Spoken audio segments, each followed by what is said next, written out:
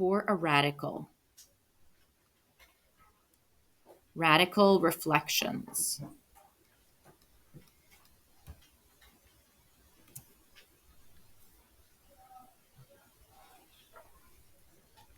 So there's a reflection. This is just my short form. In the x-axis, if, so it's upside down if the starting point is at the top of the function.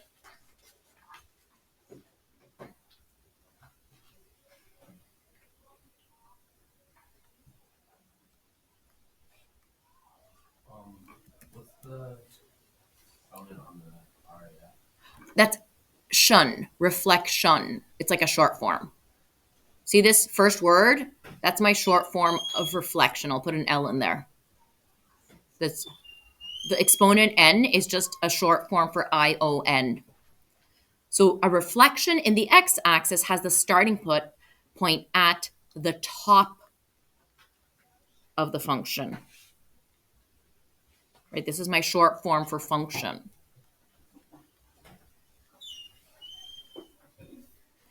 Whereas if I have a reflection in the y-axis, how am I going to know it? It's not about the starting point. It's about how the function grows. In which direction is it growing? In the negative x direction.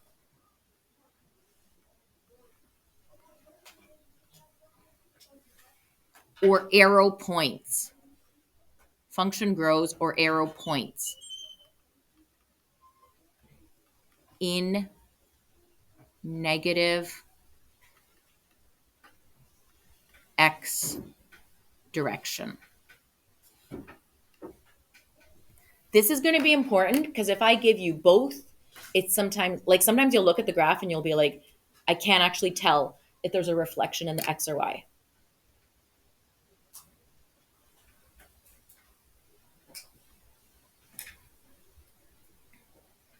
All right. So going back to number 3, this is why we spent so much time here. Because so first part is just saying that we can represent both of the stretches with an A. And then the only thing you want to also highlight is there may, however, be a reflection in the y-axis. So if there's, for a radical function, if there's a reflection in the y-axis, so we have to add a negative for the k. And then step 4, we're going to substitute a point into the equation to find A. We write the equation and then we ask ourselves, CTB, critical thinking brain, does this make sense? Right? That's sort of the last step, is does it make sense? All right, so we're going to follow these steps, and you might want to keep smaller writing just because you don't need tiny writing, but just don't use huge writing. All right, we're looking at the first graph. What's the answer to number 1? Determine the parent function. What kind of a function is it? Don't write it. Write it like this, y equals. It is called a reciprocal, and so I have 1 over x. That's the equation of the parent function. Okay, in step 2, I need to find the d and the c. And for a reciprocal function, what am I looking at? Yeah, I'm looking. So watch here. I literally look at how did the asymptote move. It used to be the y-axis, but it moved how many to the right? 2. So my d equals 2. Right? So you look, how much did the asymptotes move? What's your c value? 1, because the asymptote moved 1 up from the y-axis. Okay, we got our D and C. Step 3, let's write out the equation with the D and the C, and we're going to put an A in for this as the stretch factor. Now the D, remember, goes in the denominator with the C, and I write x minus 2 because the formula has a minus.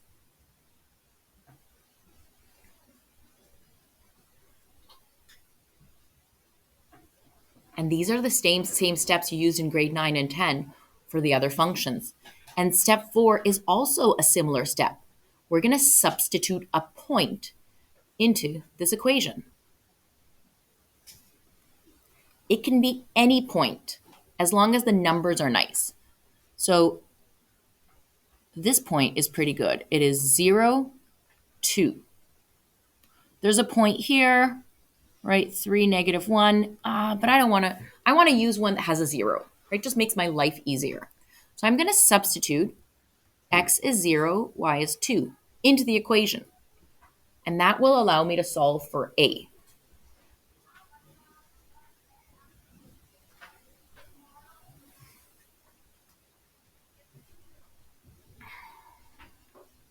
Right? X is 0, y is 2.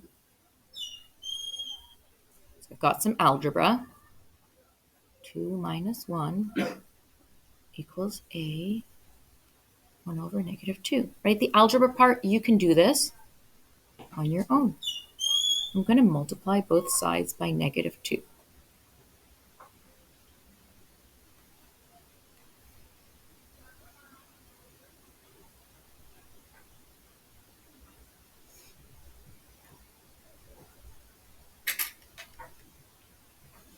Okay, and I get that a is -2.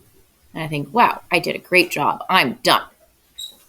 But then I put my CTB on, my critical thinking brain, and I'm like, no, I'm not done because what am I looking for? The equation. Can I write the equation now that I have a? Yes, I can.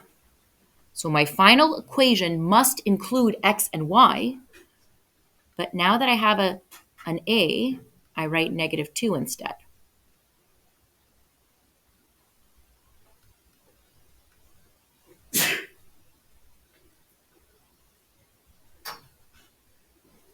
Yes.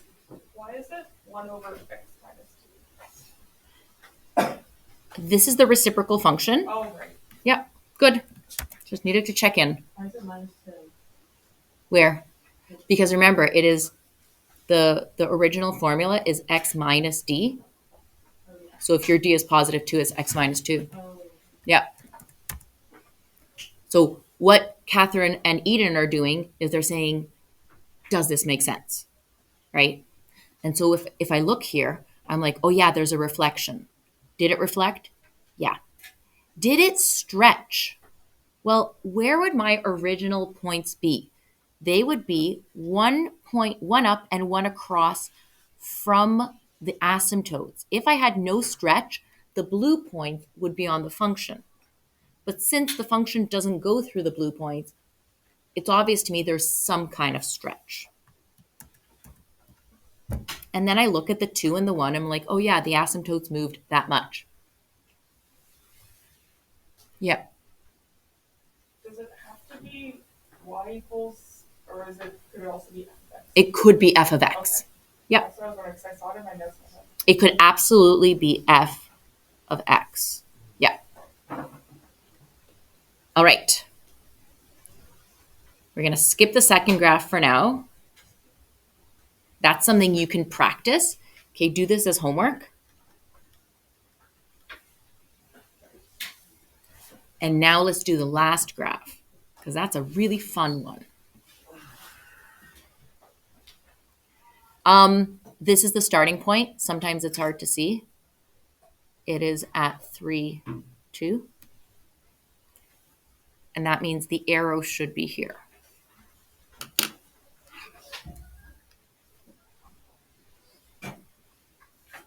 Step number 1. What is the parent function? Y equals, right, we've got a radical function here. Great. step 2. Oh, I forgot what step 2 is. Oh, but yeah, Miss Sly, we have the notes. We have the steps in the note. Oh yeah, number 2, we're finding D and C. And it says for a radical function, find the starting point. Oh yeah. So the starting point is telling me that there's a horizontal shift of 3 and there's a vertical shift of 2, right? You can take the starting point as your D and C.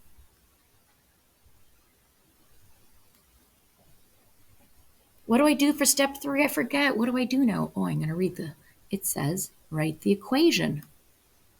Now, this is where it gets tricky because we had to do an extra highlight for the radical function. So let's think, I want you to take some time to think what type of reflections are there? Is there 1, 2, or both, or none? And if you're not sure, look at the note we wrote at the top of the page.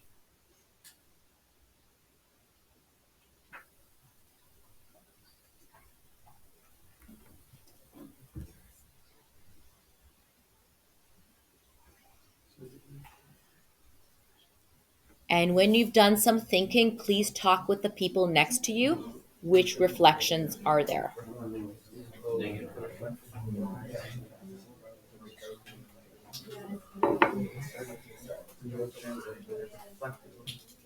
Oh, yeah.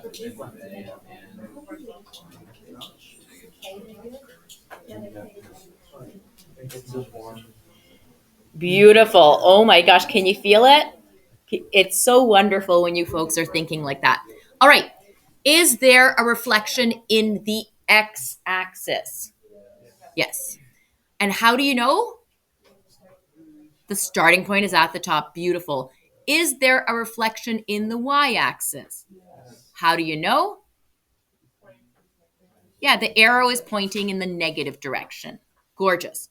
Okay, so this is what we have to do. It's for the radical function only. We have to, because the k makes a difference, so we're going to write it like this. You put an A as usual. Okay, that doesn't change. The only thing that changes is you need to show that there is a reflection in the y-axis, right? So we don't need a number for k. That's taken care of. But what we do need is we need a negative for the k to show, hey, there's a reflection in the y-axis.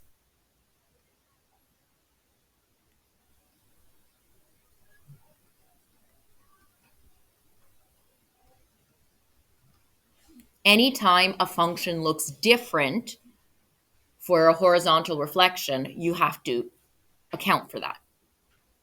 X minus 3 plus 2.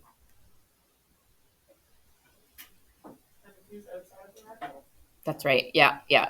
I'll put a stick like that so you know it's over. Yeah. But if A is negative, do you not have to put a negative sign for A? That's a good question. What if A is negative? So you know what, Lydia? It will work out. If A is negative, when you do the math, the A will be a negative answer, right? Good question. Okay, step 4, what do I do, folks? Sub in a point. And we've been given a point to -1, so we might as well use it. Okay, go ahead and do the algebra. I know you're going to be scared. What are you scared of? Failure. No, do not be scared of failure. Embrace failure. What are you scared of? Under the radical sign. The negative. Oh my gosh, Miss Sly. What if there's an imaginary number? You're not going to get an imaginary number because we do not know how to graph them. So just trust the process.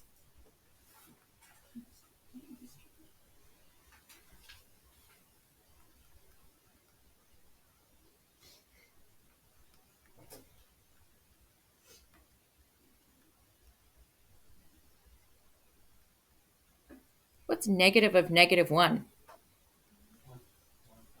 Oh, it's +1. Ooh, the Sly. That is really interesting.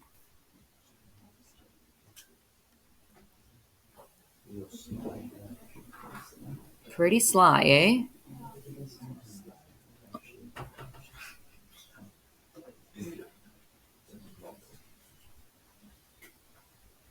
So the negative of a negative is positive. So it's really root 1, which is just 1. Don't put that away yet. So does it work out that the A, remember you were like, but what if the A is negative? Does it work out? Yeah, we got a negative A. Good. That means, like, if you're thinking about that, you are using your CTB. Okay, what do we do at the end, folks? What are we being asked for? All right. Keep the radical in factored form so that you can easily tell what the actual D value is.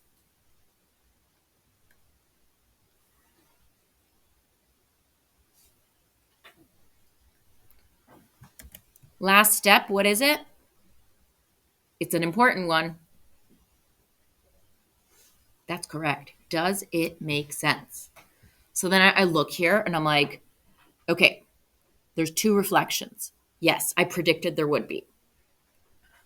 There is a shift to the right 3 and up 2. Yes, the starting point moved.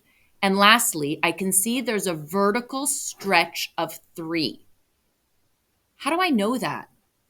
Well, usually I would have used the sideways step pattern, which would be 1 up, 1 across, but I actually had to go 3 vertically before I go 1 across. All right, folks, your homework are 4 questions. Oh, watch here. Turn the page, put an arrow on question 2.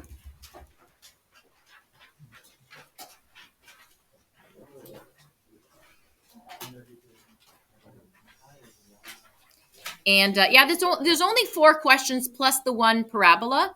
So that's 5. As well, this is the starting point. And the challenger is actually not number 4. Number 3 is the challenger. Yeah.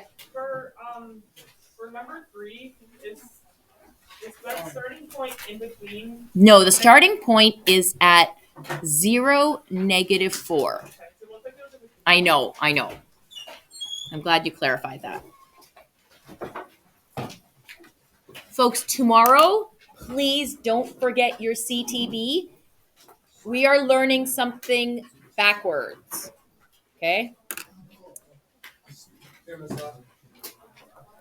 Whoa.